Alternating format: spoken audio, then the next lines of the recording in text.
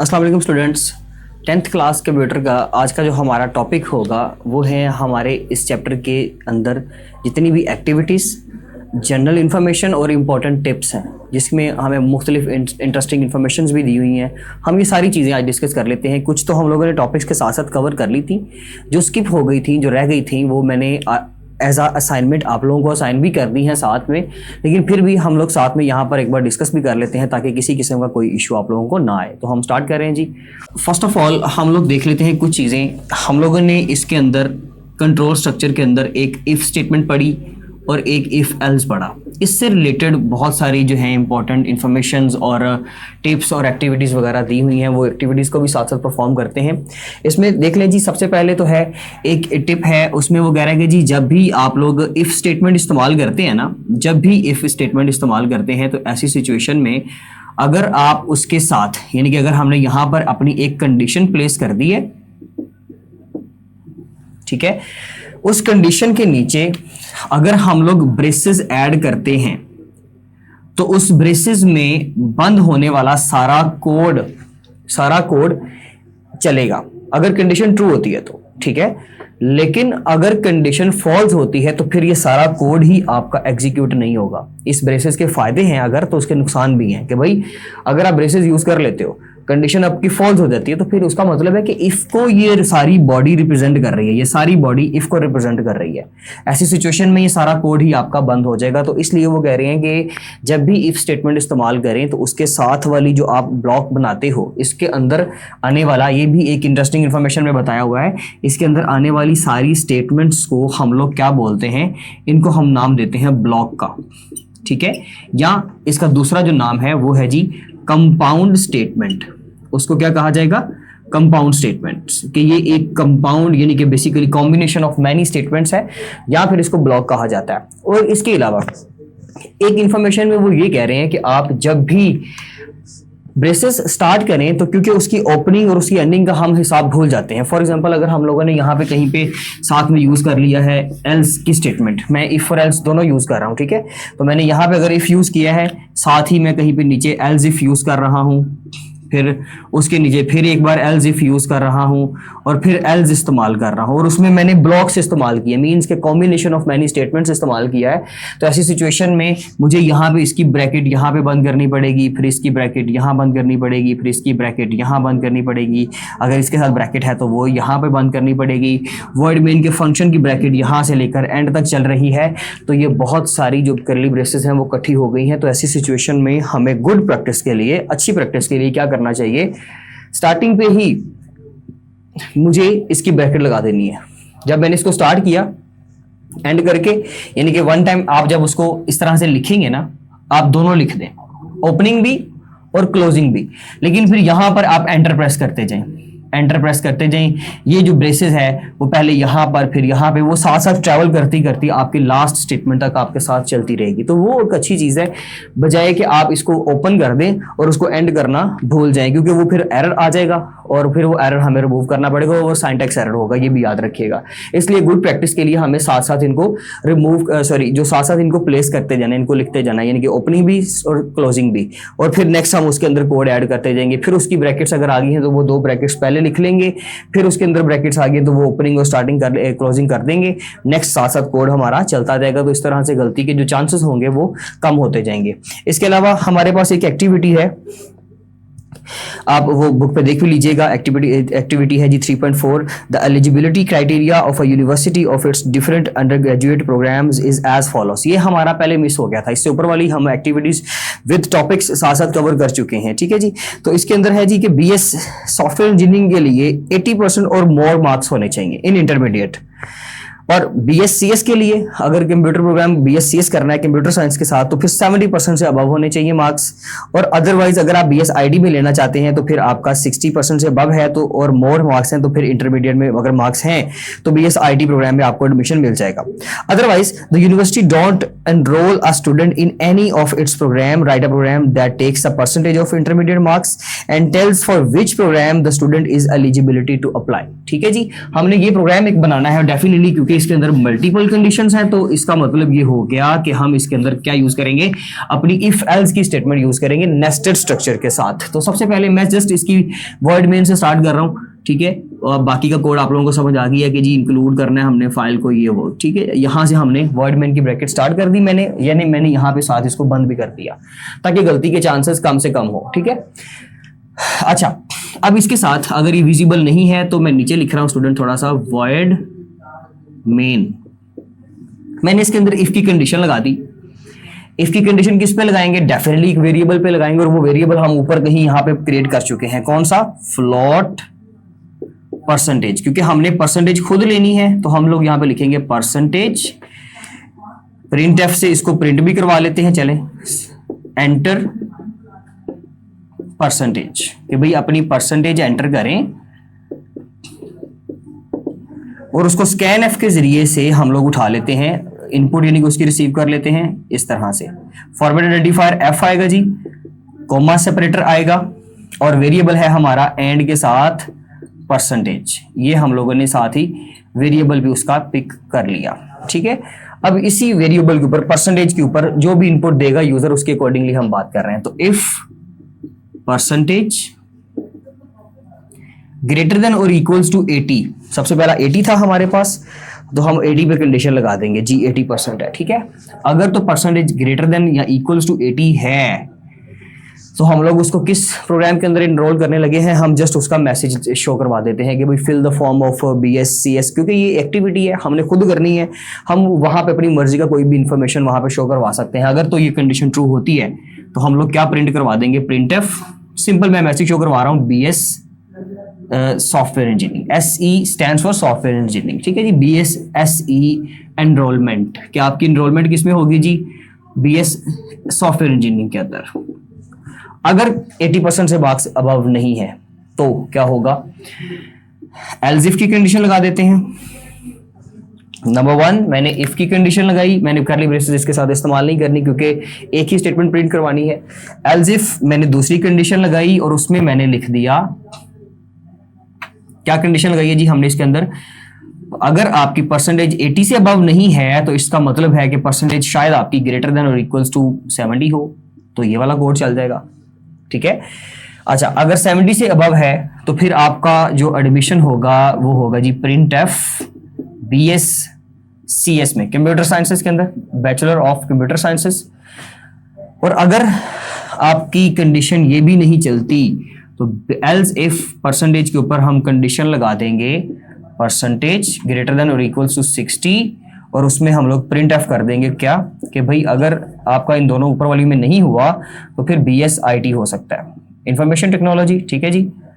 और अगर इनमें से कोई भी कंडीशन नहीं चलती तो ऐसी सिचुएशन में क्या होगा, इसको यहां कर लेते हैं। ऐसी सिचुएशन में क्या होगा कि हम उसको कहेंगे कि जी आपके एनरोलमेंट हमारे पास पॉसिबल नहीं है, तो हम लोग लिख देंगे else print F no enrollment, no admission, no possibility, ठीक है। कुछ भी जो आपका मैसेज स्टूडेंट्स दिल करे आप वो शो करवा सकते हैं। एक्टिविटी में हमारी चॉइस होगी, हमारी इंफॉर्मेशन के लिए, हमारी प्रैक्टिस के लिए ये काम किया जा रहा है। एग्जाम में इससे रिलेटेड क्वेश्चन बहुत कम आएंगे, लेकिन फिर भी हम लोगों ने कर लिया ताकि ये सारा सिनेरियो हमारा कवर हो जाए। पहले वेरिएबल क्रिएट किया, उस वेरिएबल के ऊपर पहले इफ की कंडीशन लगाई कि अगर 80% से अबव है तो सॉफ्टवेयर इंजीनियरिंग, अगर नहीं तो फिर एल्स इफ का कोड चलेगा, परसेंटेज अबव देन 70 है तो ठीक है जी सॉफ्टवेयर कंप्यूटर साइंस हो जाएगा। अगर वो भी नहीं है तो else if condition percentage above 70 है तो BSIT, और अगर वो भी नहीं है तो फिर प्रिंट एफ नो एडमिशन। कोई इनमें से एक स्टेटमेंट चलेगी और हमारा प्रोग्राम रन हो जाएगा। उसके बाद की स्टूडेंट्स इसके अंदर है जी हमारे पास C programming language. Did you know C programming language also provides switch case structure to deal with condition. ये स्विच केस स्ट्रक्चर है जिसके अंदर हम लोगों ने मल्टीपल कंडीशंस लगाई हैं और इनकी बॉडी के अंदर फर्दर हम लोग डिफरेंट सिचुएशंस एंटर कर सकते हैं, डिफरेंट कंडीशंस को एंटर कर सकते हैं।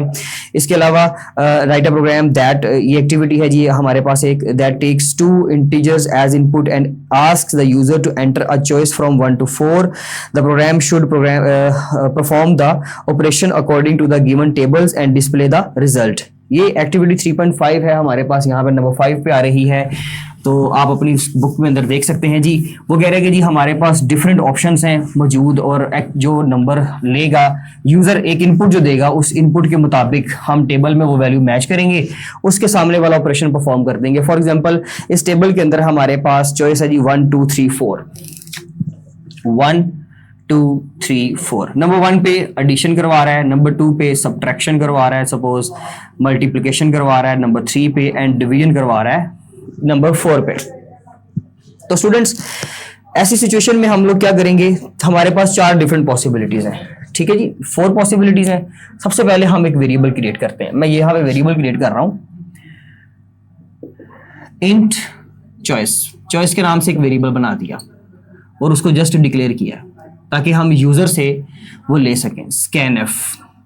उसके ऊपर अगर आप प्रिंट एफ करवाना चाहें तो आप प्रिंट एफ भी करवा सकते हैं। मैं इसको थोड़ा नीचे कर देता हूं। सबसे पहले आप लोगों ने इंट चॉइस का डिक्लेयर कर दिया, बल्कि मैं प्रिंट एफ करवा देता हूं इसको, print F enter your choice. भाई आप अपनी चॉइस बताएं। अगर तो आपने scanf के जरिए से फॉर्मल आइडेंटिफायर इंट की वजह से डी यूज करते हुए एंड चॉइस, अगर तो आप लोगों ने फॉर्मल आइडेंटिफायर यूज किया, अगर तो आप लोगों ने एंटर किया चॉइस 1, हम लोग एडिशन करेंगे। अगर आप लोगों ने किया 2 तो हम सब्ट्रैक्शन करेंगे। अगर आप लोगों ने 3 सेलेक्ट किया तो हम मल्टीप्लिकेशन करेंगे, और अगर आपने 4 सेलेक्ट किया तो हम डिवीजन करेंगे। ये हमारा प्रीवियस एक टॉपिक में हम लोगों ने किया भी था, जैसे हम लोगों ने होम यूजर्स और कमर्शियल यूजर वाला एक प्रोग्राम किया था। ये इससे मिलता जुलता ही प्रोग्राम है और उसमें आपकी ही चॉइस है साथ में। तो देखते हैं जी इसके अंदर जो 2 वेरिएबल्स को चूज करने पे सपोज वो 1 चूज कर लेता है, तो एडिशन किस चीज की होगी। देखिए वो एडिशन आपको परफॉर्म करनी पड़ेगी 2 नंबर्स के ऊपर। वो 2 नंबर भी हम साथ में यहाँ पे कहीं ऐड कर लेते हैं। फॉर एग्जांपल हम उनको इनिशियलाइज भी कर देते हैं। यहाँ पे हम लोग उनको कर देते हैं int a is equal to 5 and इसके साथ ही b इज इक्वल टू 3। लें जी, मैंने 2 वेरिएबल्स इनिशियलाइज भी कर दी है। साथ ही आप चाहें तो scanf के जरिए से इनकी इनपुट ले सकते हैं। एक्टिविटी है हमारी चॉइस, ठीक है जी। उसके बाद मैंने यहां पे कंडीशन लगाई, इफ चॉइस, अगर तो यूजर चॉइस करता है इक्वल्स टू 1, तो हम लोग क्या करेंगे, एडिशन करेंगे। 1 पे क्या है, एडिशन है, तो हम लोग यहां पे क्या करेंगे, एडिशन। मैं यहां पे लिख दूंगा a प्लस b। ये परफॉर्म होकर आंसर आ जाए इसका किस वेरिएबल के अंदर, रिजल्ट के अंदर।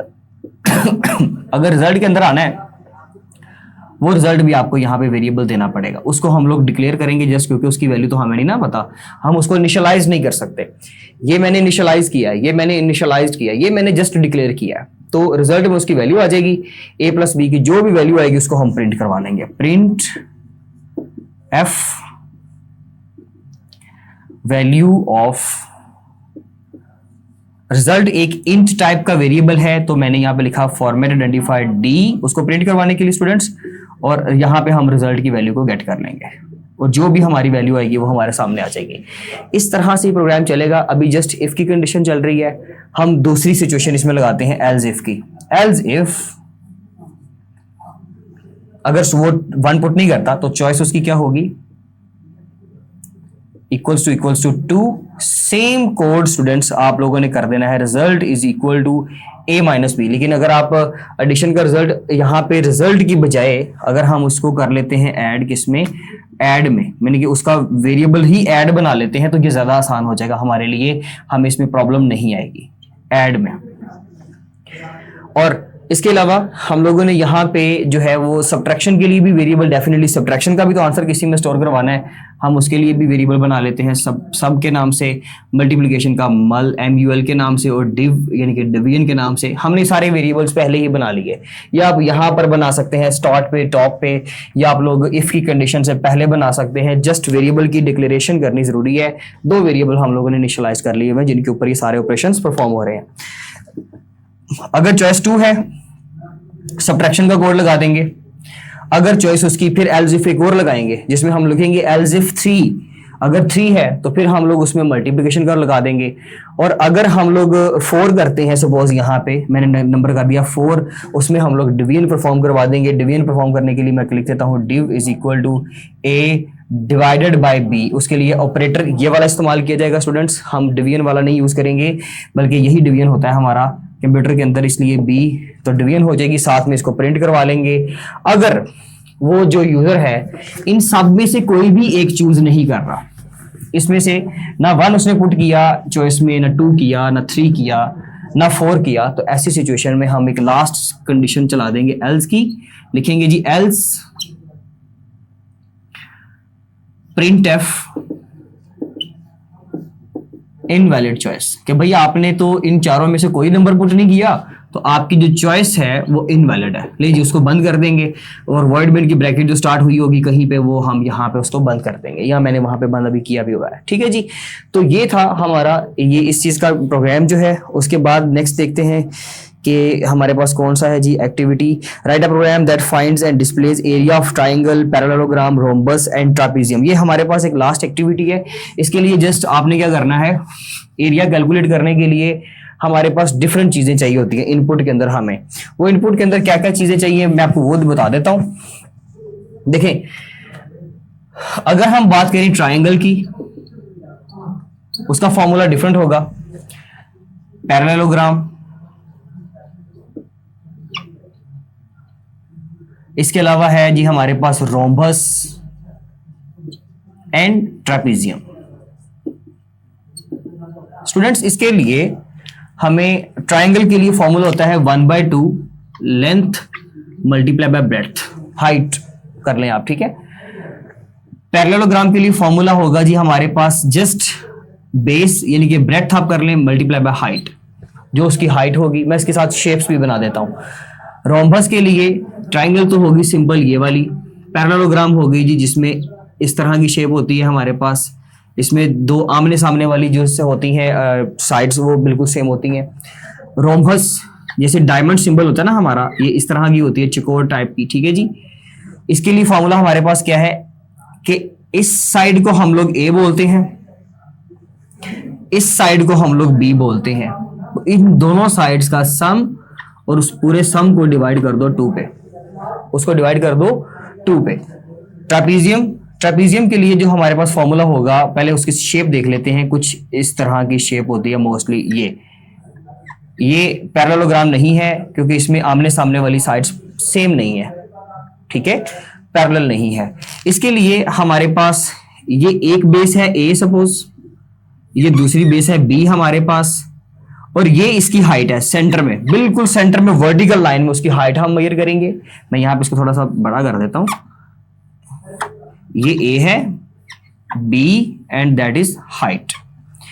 तो इन तीनों की हमें इनपुट चाहिए होगी, जिसके लिए फॉर्मूला होगा a plus B over 2 multiply by height. लिखने का कंप्यूटर के अंदर फॉर्मूला क्या होगा, a प्लस बी, पूरे आंसर को किस पे डिवाइड करना है 2 पे, और फिर इस सारे एक्सप्रेशन को किससे मल्टीप्लाई करना है h से। मल्टीप्लाई की जगह पर आप लोग क्या लगा सकते हैं, स्टेरिक, ठीक है जी, इस तरह से, और इसकी जगह पे आप लोग फिर स्टेरिक लगा सकते हैं। तो ये तरीकाकार होगा हमारे पास, इसको प्रोमिनेंट कर देता हूं, a plus B asterisk 2 asterisk, sorry divide करना है तो फिर यहाँ पे स्टेरिक नहीं आएगा, स्लैश आएगा, ये वाला डिवाइडेड बाय दिस, और ये सारा एक्सप्रेशन मल्टीप्लाई हो जाएगा विद हाइट। ये जितने भी मैंने लिटरल्स लिखे हैं ना स्टूडेंट्स, इसमें 2 इनपुट्स लेंगे, लेंथ और ब्रेड्थ की। जब हम पैरेललोग्राम का एंटर करेंगे तो ब्रेड्थ और हाइट का, ए और बी, ए बी और हाइट, इनमें कोई जो है आपने कंडीशंस नहीं लगानी कि जी 1 पुट करेंगे तो फलां करेंगे। अगर आपने इस तरह के सिलेक्ट करना है तो आपकी मर्जी, जैसे हमने अभी रिसेंटली किया है प्रोग्राम, तो आप वैसे ही कंडीशन सेट कर देंगे। चॉइस अगर 1 है तो ट्राइंगल, चॉइस 2 है तो पैरेललोग्राम, चॉइस अगर एंटर 3 करेगा यूजर तो हम उसको रोम्बस का करके देंगे, और अगर चॉइस 4 करेगा तो हम उसको ट्रेपेजियम का करके देंगे। अदरवाइज जस्ट आप सीधी कंडीशंस लगाएं कि भाई ये एक ऐसा प्रोग्राम है जो चारों की इनपुट लेकर, ठीक है, इसमें 2 इनपुट्स, इसमें भी 2, इसमें भी 2, इसमें 3 इनपुट्स लेकर तो वो कैलकुलेट कर रहा है। इस तरह से ये आपकी एक्टिविटीज होंगी। इसमें इंफॉर्मेशन भी जो थी वो आप लोगों के साथ शेयर कर दी है। इसके अलावा हमारा इस चैप्टर के अंदर इससे रिगार्डिंग कोई भी टास्क जो है नहीं बचता। नेक्स्ट टॉपिक के अंदर इंशाल्लाह एक्सरसाइज को कवर करेंगे। आज के लिए काफ़ी है। Thank you so much students, अल्लाह हाफिज़।